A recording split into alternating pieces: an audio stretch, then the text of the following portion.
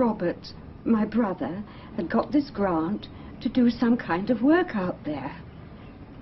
That's the last we heard. It's not knowing that's the worst.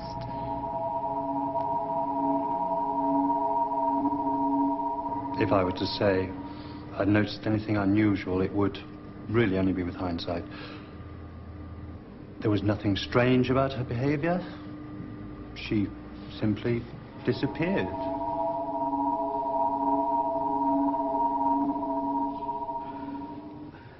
It makes no sense.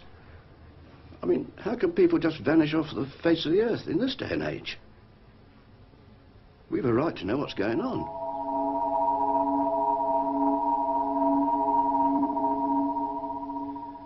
Those people you've just seen have all lost someone close to them.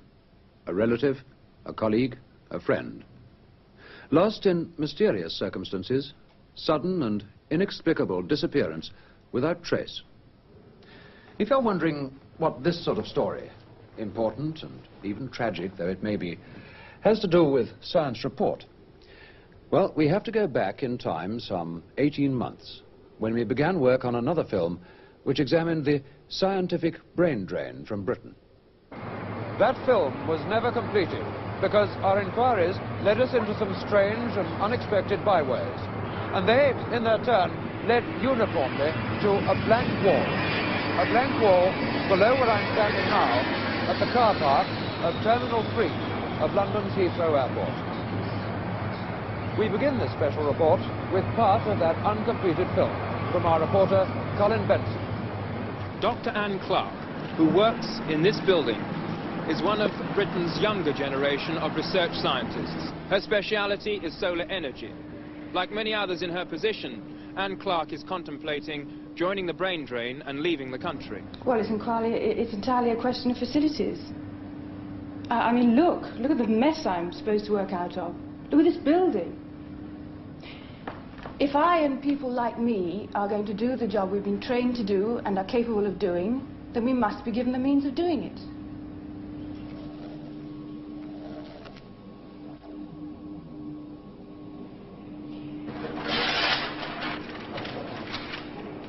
It's looking far better today.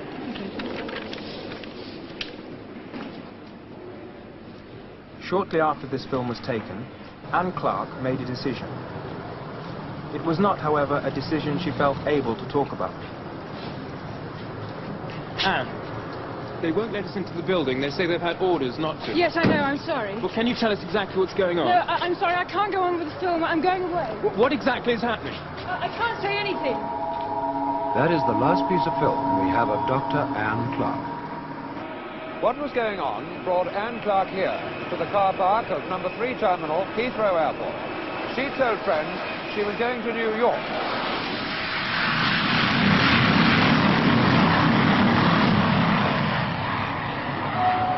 British Airways to New York, flight 501. Passengers should go through passport And yet there's no record of Anne Clark leaving this airport on that or any other day. The only evidence she was here at all is her abandoned car. Beyond that, nothing.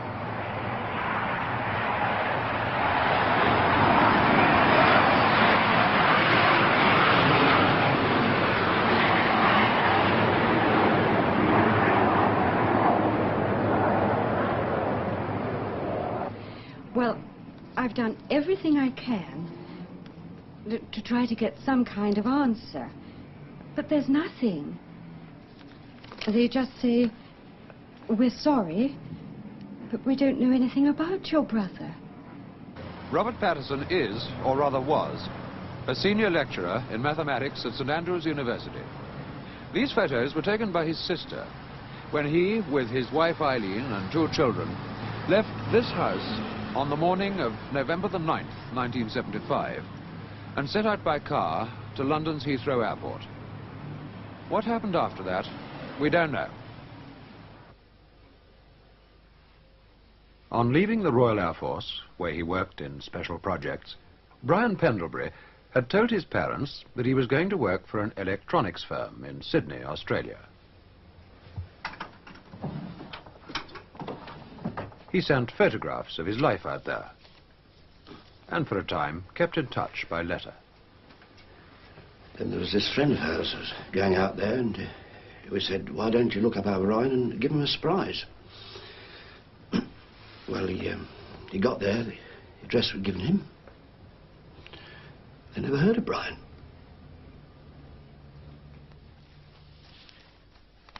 Despite the letters and photographs, which remain unexplained, there's no further evidence about Brian Pendlebury other than the fact that his name appears to have been checked in at London's Heathrow Airport for a flight to Sydney.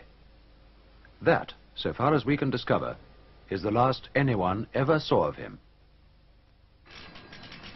Anne Clark, Robert Patterson, and Brian Pendlebury. Just 3 of the 400 names compiled for our projected science report, Brain Drain from Britain. From this office, our researchers began checking through every one of them. We were looking for patterns. Who were the people leaving this country? What were their reasons? And what were their feelings about it afterwards? But out of those 400 names, it became apparent that 24 had disappeared without trace. Some alone, others with their families. Where did they go? And why? And indeed, how? What, if anything, was the common factor?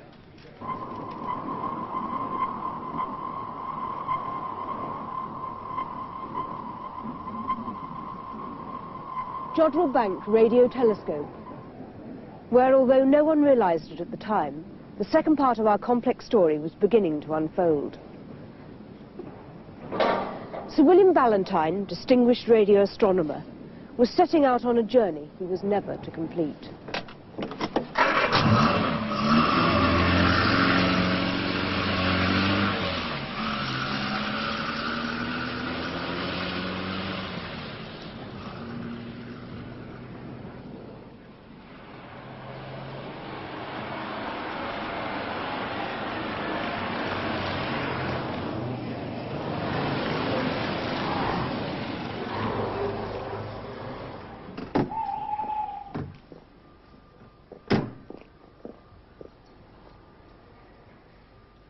Ballantyne was a worried man.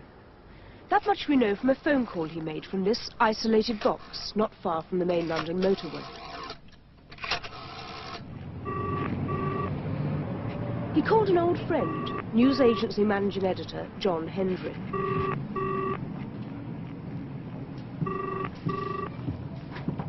And how did he seem to you? He sounded agitated, which was unusual, because he was a very calm, self-possessed man normally. He said he was driving up to London and wanted to see me later. I said, fine. And he also asked if I'd received a package, which he'd posted the day before. I said I had. It contained this spool of tape, which he told me to keep under lock and key till he arrived. Well, I waited. And, of course, next morning I heard about the accident. These photographs of the crash were taken by an agency cameraman. Despite considerable news coverage, only one photo was made available to the national press and television.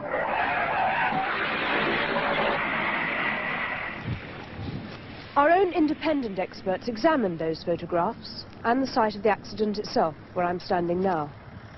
They drew no firm conclusions, except to say that the cause of the accident remained, to them at least, peculiarly unclear. But what of the videotape, which Ballantyne had been so anxious to get safely to his friend John Hendry?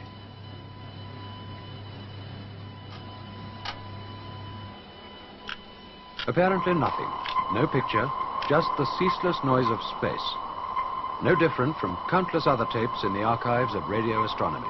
There was, we were assured, no solution here to the mysteriously violent death of Sir William Ballantyne. But what it meant? What was the piece of vital information Sir William Ballantyne had deciphered from this apparently random cacophony? That was something we'd have to wait much longer to find out. In the meantime, however, something happened which, at least at first, seemed to offer us some sort of a clue. An outside telephone call was put through to the science report office. I found myself talking to a man with an American accent. refused to give his name or any other details of himself over the phone. He told me only that he had met Sir William Ballantyne on a visit the British astronomer had made shortly before his death to NASA Space Headquarters in Houston, Texas. We arranged to meet not far from here in 1 hour's time. Okay, I'm ready. What you are about to see may be considered by many of you unethical. However, we believe that in the light of subsequent developments, our action was justified. Benson was equipped with a miniaturized transmitter so that we could record the conversation between them. And a hidden camera was positioned near the market where the meeting had been arranged. Colin Benson. Yes, hello. Hello. Here, would you like to go back? No, we're all right here. Listen, something I have to know. How far are you going to go on this thing? I mean, all the way. That's what I'm here for. Can you help? Oh, all right, I can help. But we do this thing my way, okay? Okay, fine. Let's walk on a little bit, okay? I'm sorry if I seem a little bit nervous. It's mainly because I am. Nervous? What? Contracting a fatal case of measles, you know what I mean? Like Valentine. You know what happened to him? I know why it happened. And I gotta get it on record before they find out I'm over here. They? Who are they? Listen, let's just stick to me telling you what I have to tell you, okay? Okay, fine. This address tomorrow morning, 10:30. Bring everything you've got. Cameras, tape machines, witnesses. That's the kind of protection I need. I'll have everything for you there.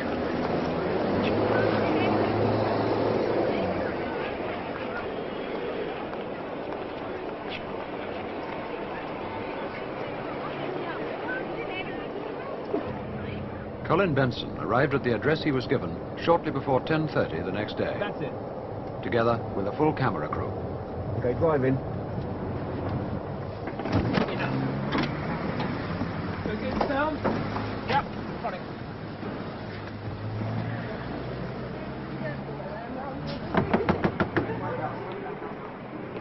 Eventually, the door was opened.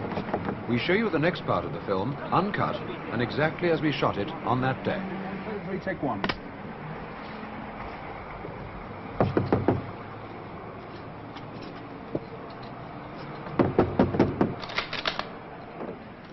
Who is it?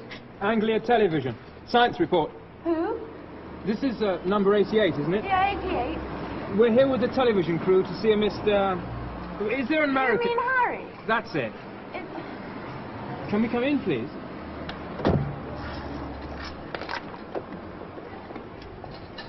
You really are the Tony. Thank you.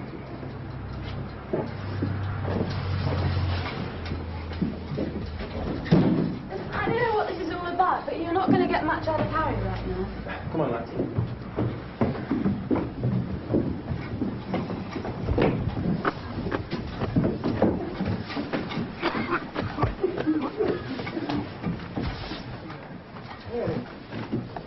What is it? They said you knew them. Yesterday. You remember? Oh. Leave me alone. What's the matter with him? Get them away from me. You better go. Look, is he on acid or something? Just get out of here, will you? Answer our questions. No, Harry! Don't be an idiot, please! Go away! Harry, no! Please!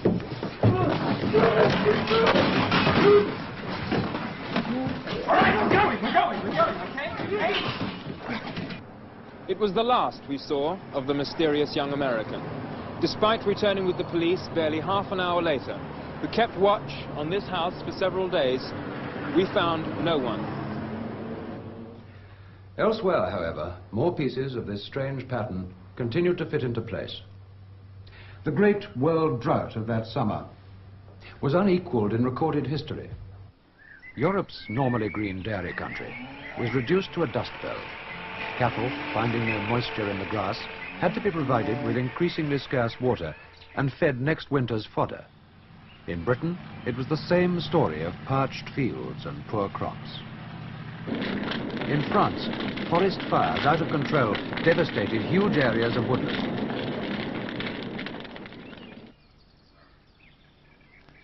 Vast reservoirs dried up, and standpipes were brought into the worst hit areas, some of which had barely 20 days' supply of water left.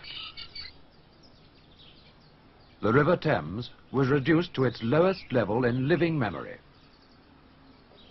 There was no panic, only a growing sense of unease that what we were experiencing was unnatural and that the Earth's climate was moving towards a radical change.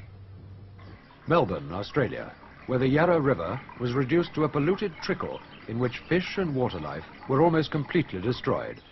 Before water restrictions tightened, desperate efforts were made to save the rare and valuable trees in Melbourne's famous botanical gardens.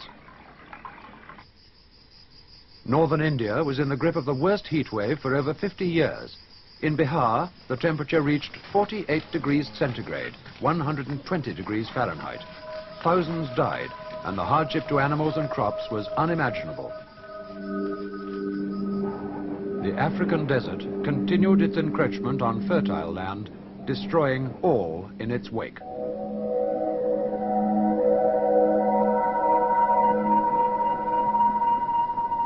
Meanwhile, in China and the Middle East, unparalleled earthquakes killed millions, far more than might have been expected from a nuclear attack. On the far side of the Pacific, the whole of the Caribbean seemed on the point of eruption.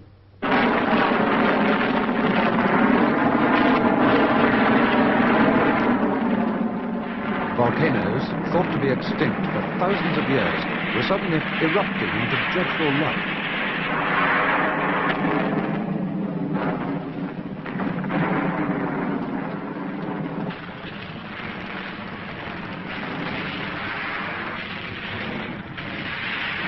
Pressures from shifting land masses in Central Europe destroyed centuries of history.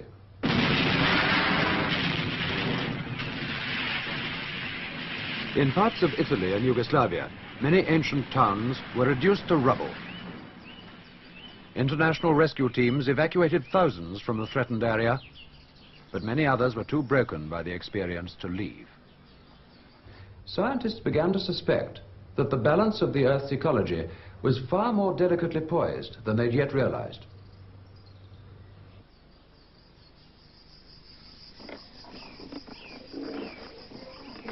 At the height of the drought, we interviewed at Cambridge University someone prepared to offer the beginnings of an answer.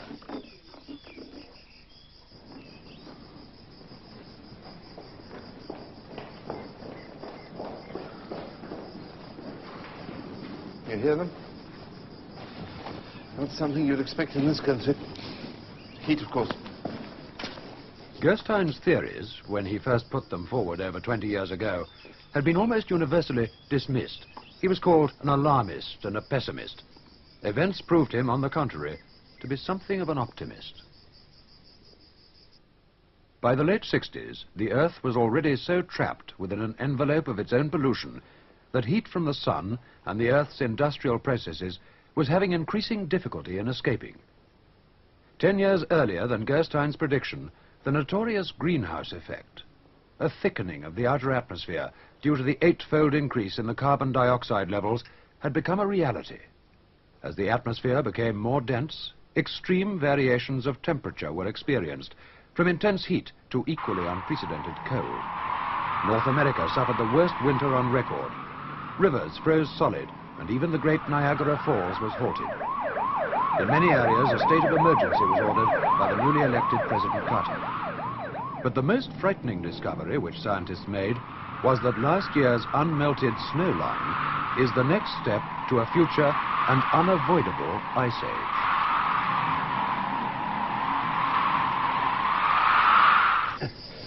At the Huntsville, Alabama conference of 1957, my ideas were at last being taken seriously by a small group of senior physicists and government advisors.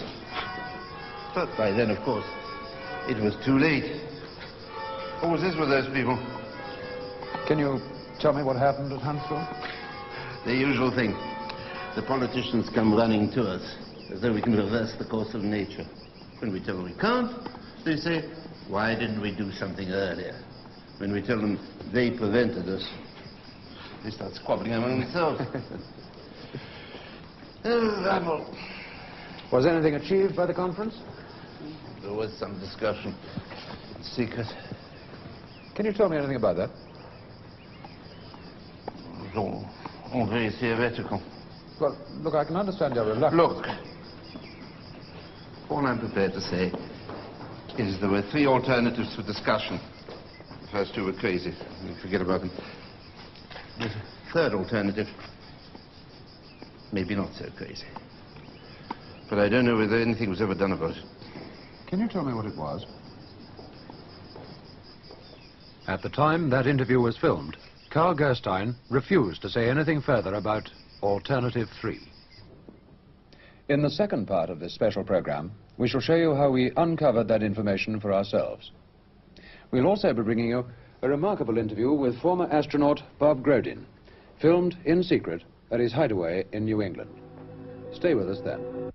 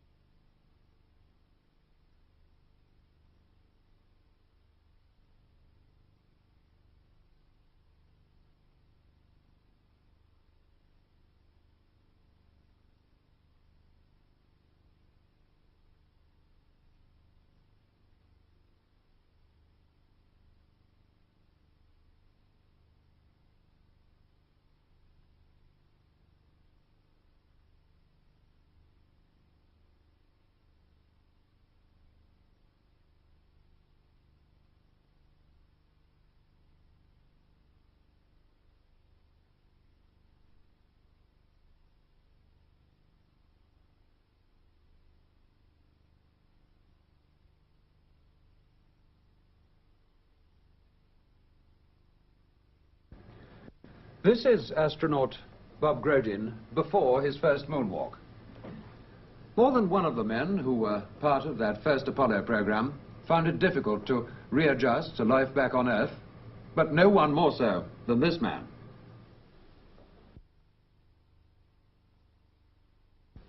Here he is, as he is today. 5 years on. There were psychological factors, it seemed, which on the surface could explain away the changes in personality, the instability, the breakdown of former relationships.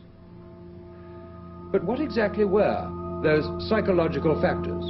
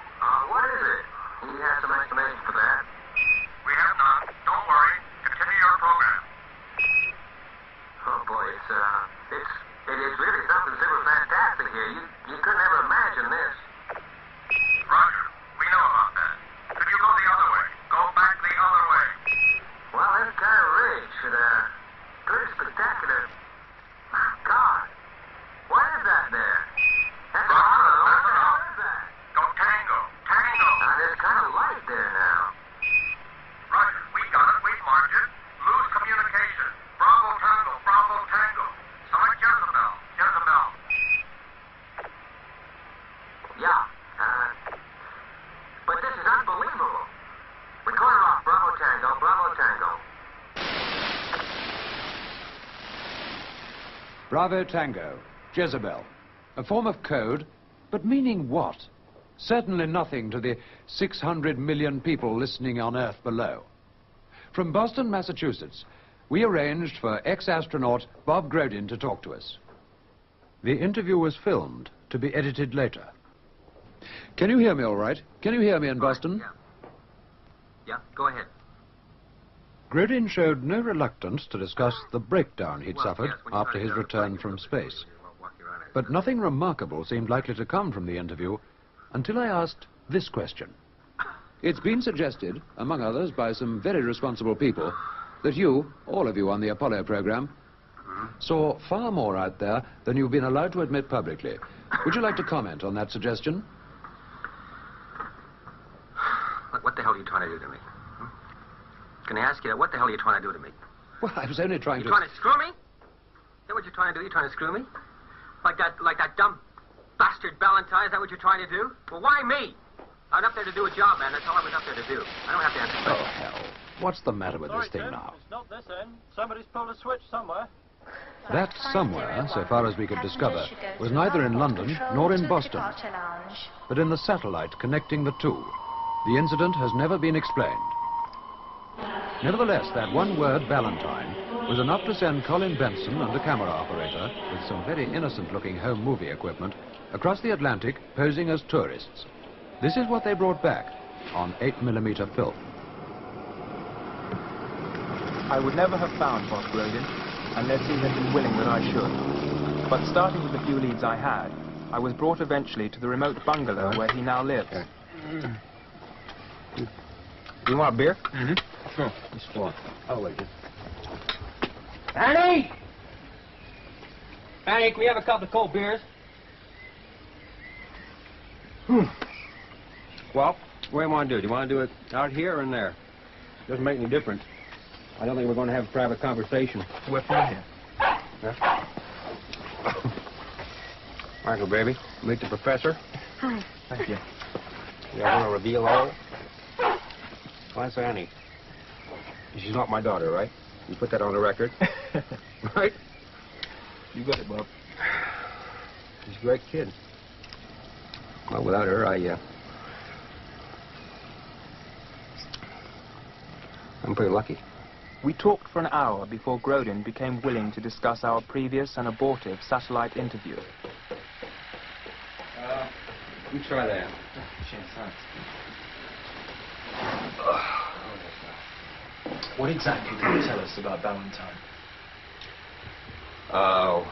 Well, what I remember of Ballantyne is that he showed up at NASA with some tape that he made. And he got pretty damn excited when they played it back in that jukebox. Jukebox? Well, the decoder. I mean, you can pick up the signal if you got the equipment, but you can't unscramble that. Without NASA's equipment? That's right. And some young guy helped him do it. You should have known better than that. Was it this man? Yeah, it could be. Yeah, it looks like him. Look, are you sure you don't want bourbon? No, beer's fine. What you're saying is that Ballantyne was killed because of what he discovered on that tape. Well, I'm saying nothing. I just saw the way that that those guys looked at him, and I knew those looks because they looked at me the same way. Those guys? Look, come on, get a real drink, will you? Come on.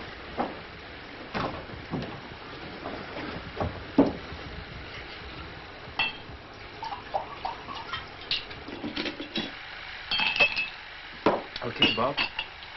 What did happen out there? The moon landing? Well, we had kind of a big disappointment. We didn't get there first. What do you mean?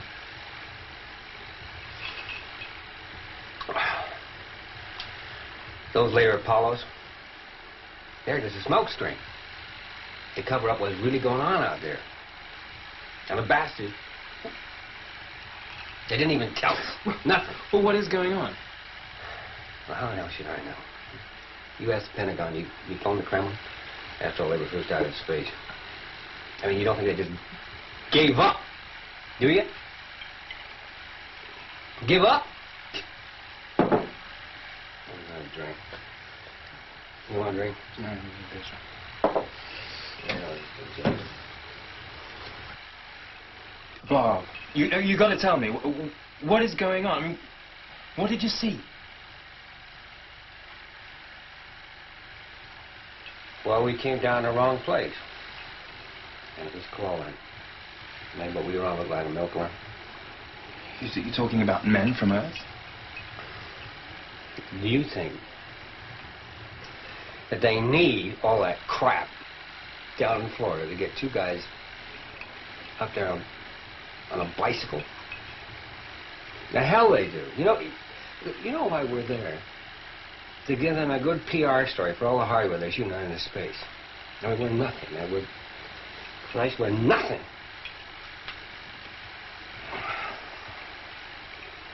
You know why we're there? To keep you bums happy.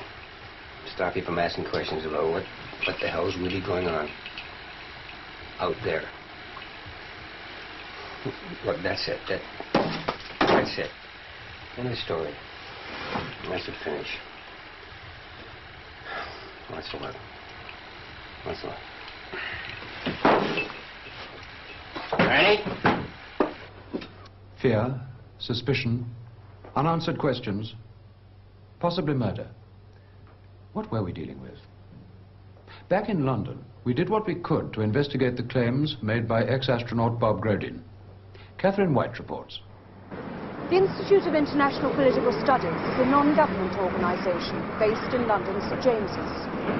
It was Grodin's linking of the Pentagon with the Kremlin and the implications behind it that brought me here to talk to Professor G. Gordon Broadbent, author of a major study of US-Soviet diplomacy since the 1950s. The short answer is that I know nothing of US-Soviet relations beyond what has already been made public. We had the celebrated docking in space some time ago. This was presented as an isolated exercise, and as far as I know, was exactly that. Maybe paving the way for more to come.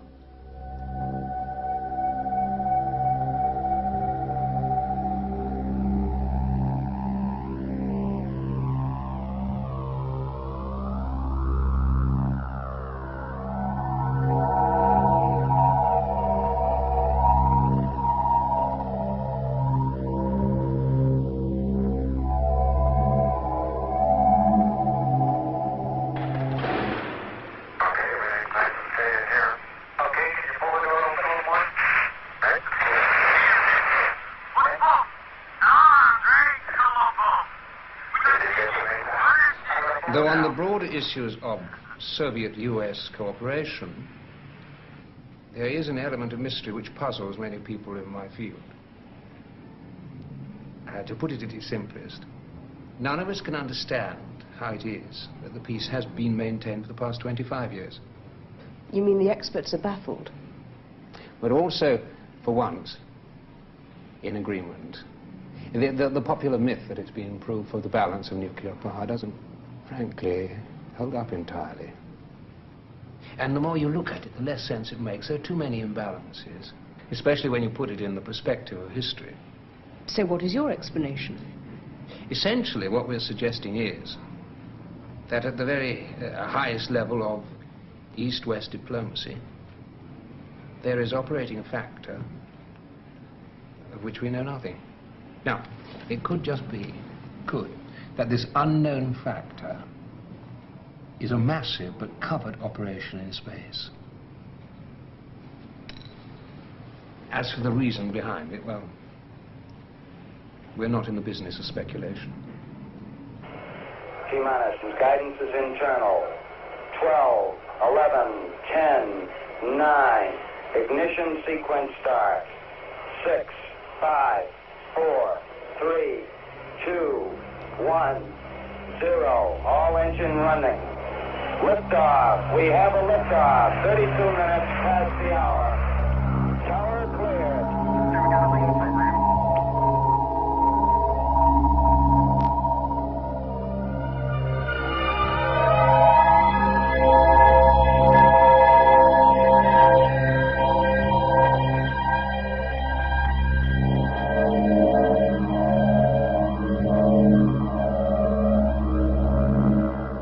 This is the colossal power needed to pull clear from the Earth's gravitational field and put, in Grodin's words, 2 men on a bicycle on the surface of the moon.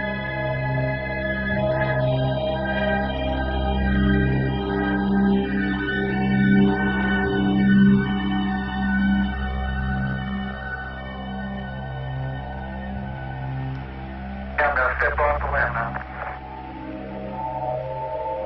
That's one small step for man,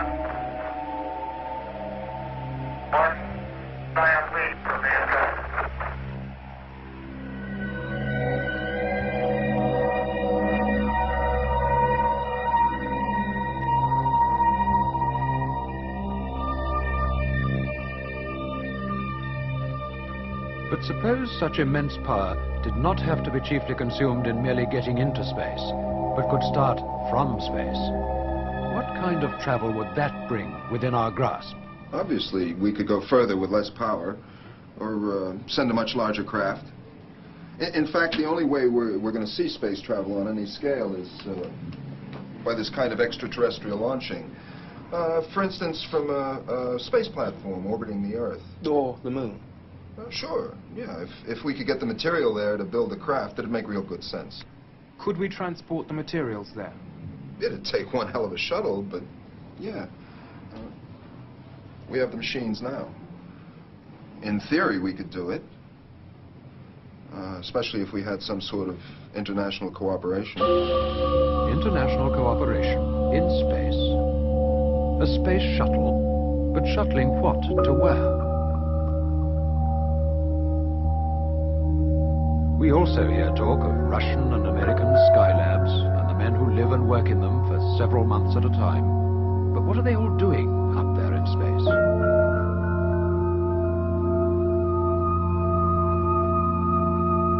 We tend to think of the arms race and the space race as practically the same thing. Visits by one side to the other. Here, Soviet technicians and astronauts are greeted by their American counterparts, have been dismissed as diplomatic courtesies. We have a working relationship that's quite good with the Soviet Union. I'm sure it's going to continue. But the Russians were the first in space with their Sputnik in 1957. And later the same year, the first with a living creature, Laika, the dog. Then they made, 3 years later, the gigantic step with the first man in space, Yuri Gagarin. And later on, the first woman, Valentina. The drive to make the first man on the moon an American was launched by President Kennedy. First wave of modern invention and the first wave of nuclear power. And this generation does not intend to founder in the backwash of the coming age of space. We mean to be a part of it. We mean to lead it. By the late 60s, the Russians, it seemed, had simply dropped out and stopped trying.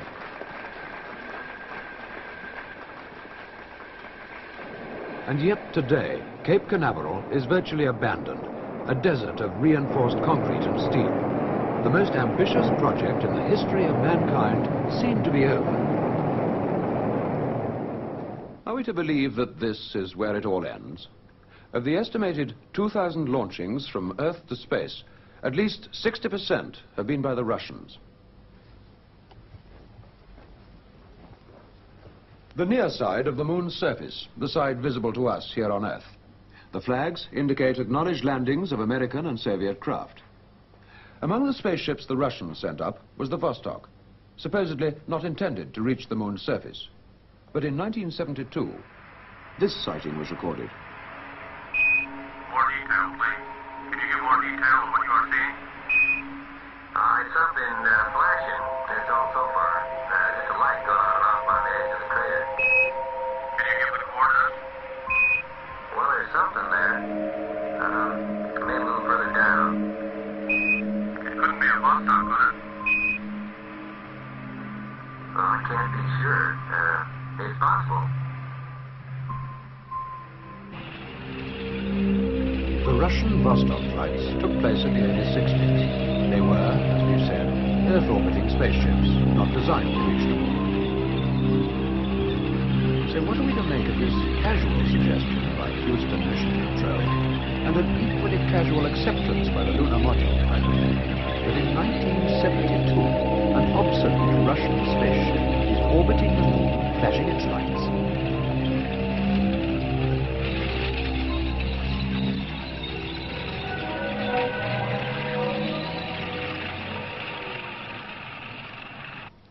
The Russians were the first on the moon, with their unmanned rocket which landed here in 1959. Here, exactly 10 years later, Neil Armstrong landed. But our researches show another pattern of landings.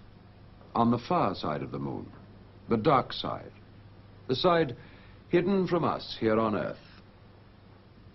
Are we to assume that this remarkable grouping of American and Soviet landings is mere coincidence, When we returned to Cambridge and presented Dr. Carl Gerstein with the information we'd so far acquired, he finally agreed to speak, on record, about Alternative 3. We had agreed at the Huntsville conference that there was nothing we could do to cut either world population or the consumption of resources essential for survival on Earth. Alternative 3 was a much more limited option. It was an attempt to ensure that at least some of the human race survived the consequences. We were theorists, not technicians, but we realized we were talking about a kind of space travel which had only appeared in scientific fiction so far. What, you mean go to some other planet? I mean, get the hell off this one whilst there's still time. Dr. Carl Gerstein then went on to discuss the kind of cross-section they would like to see get away. A balance of the sciences and the arts. In fact, all aspects, as far as possible, of human culture. He said that the list would never be complete, but it would be better than nothing. These are the cards you saw earlier. All of them people who've disappeared without trace or explanation during the last 18 months. In other countries, they have similar lists. All people forming that same kind of cross-section that Carl Gerstein described. All were in good health, and all under the age 55. But where have they gone?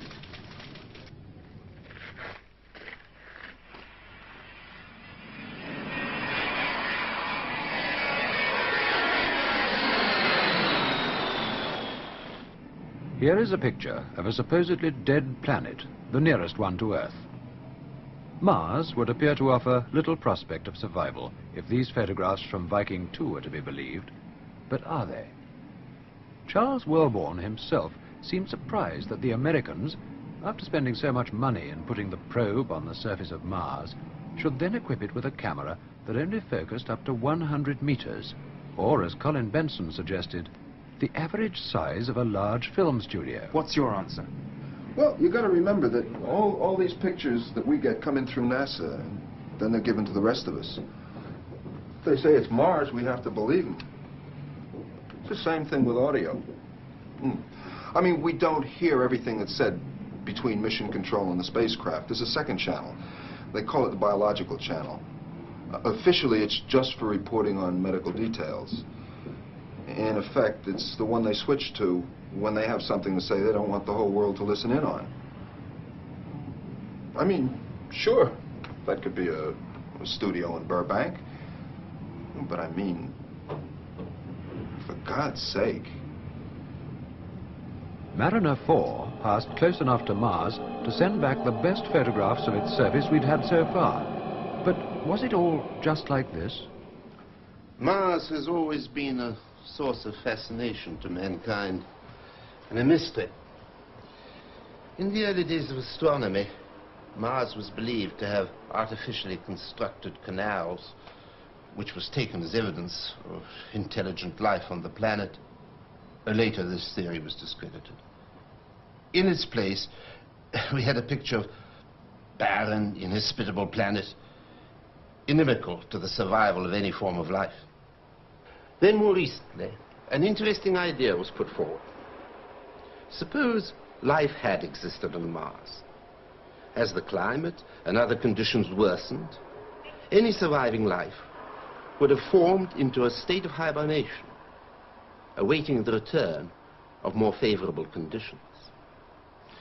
It was even suggested that the atmosphere which had sustained life may have become entrapped in the surface soil of the planet.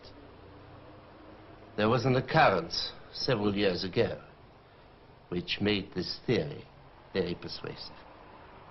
Mars has always had a covering of cloud, varying in density at different times, until the time of which Dr. Gerstein spoke, when the cloud thickened to a degree never previously observed.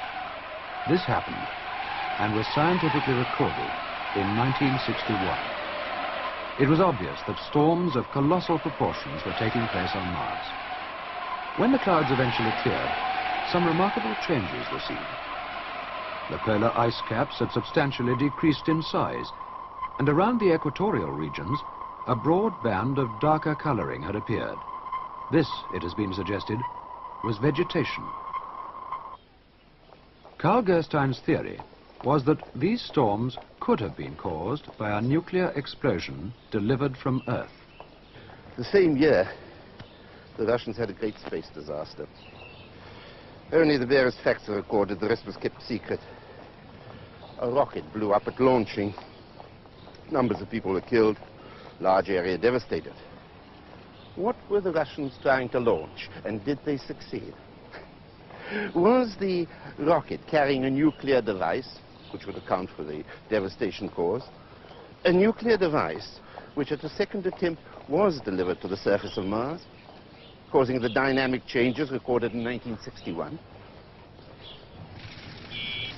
48 hours ago, Catherine White was at her desk in the production office.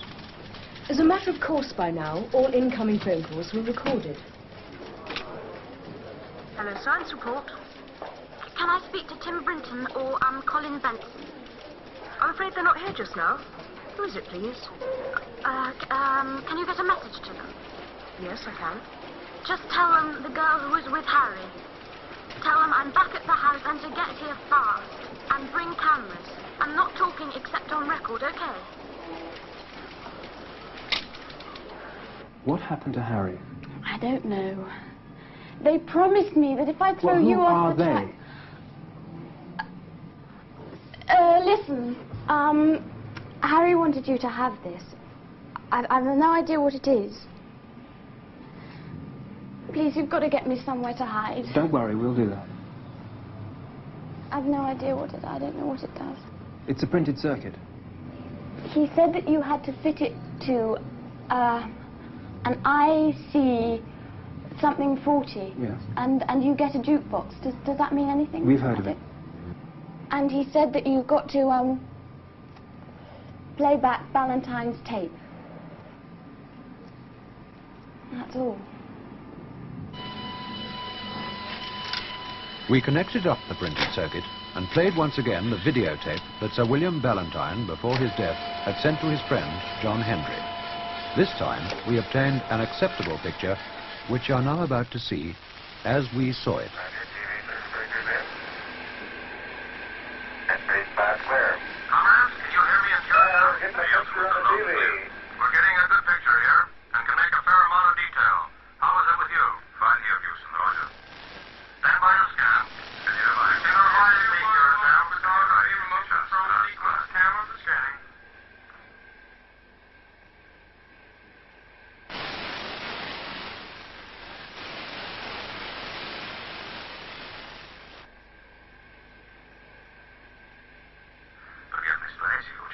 Okay, and mode 1 scanning. Stand by and move on. Standing by. Roger, standing by. Hey, isn't that an old river map? Can you verify that, Curatam? Roger, Houston, we saw it. Stand by for readings, Houston. Standing by, Curatam. Temperature 1 degrees Celsius. Temperatura 4 градуса Цельсия. Wind speed 21 kilometers per hour from southwest. Скорость ветра 21 км в час. Atmosphere pressure 707.7 millibars. Атмосфера давления 7 millibars. It's good. It's good, Curatam. Stand by for landing, Curatam. Stand by. Мы делаем, мы достигли. Hallelujah. We're here.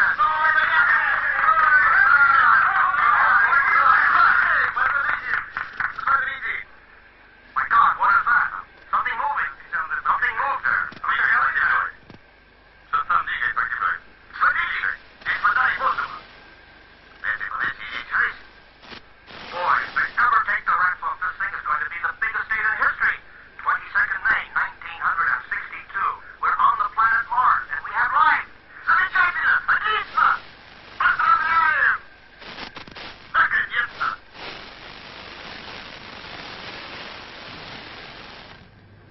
We believe that to be an authentic record of the first and secret landing on Mars by an unmanned space probe from Earth.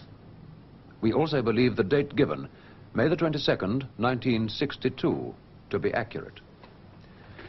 Clearly, the blanket of total security by which this information has been covered could only have been maintained by the active cooperation of governments at very high level. Equally clearly, there must have been powerful reasons why the true conditions on Mars, suitable as they appear to be for human habitat, have been kept secret. Indeed, the effort which has gone into persuading the rest of the world that the opposite is true argues that some operation of supreme importance has been going on beneath the security cover. We believe that that operation is Dr. Carl Gerstein's Alternative 3. Whether a human survival colony has already been established on Mars, or whether plans are still in preparation for its transportation from the Moon to Mars, we don't know.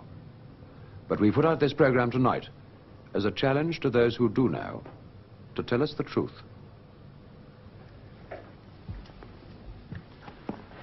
We regret if the implications of what you've seen are less than optimistic for the future of life on this planet. It has been our task, however, to present the facts as we understand them and to await the response. Good night.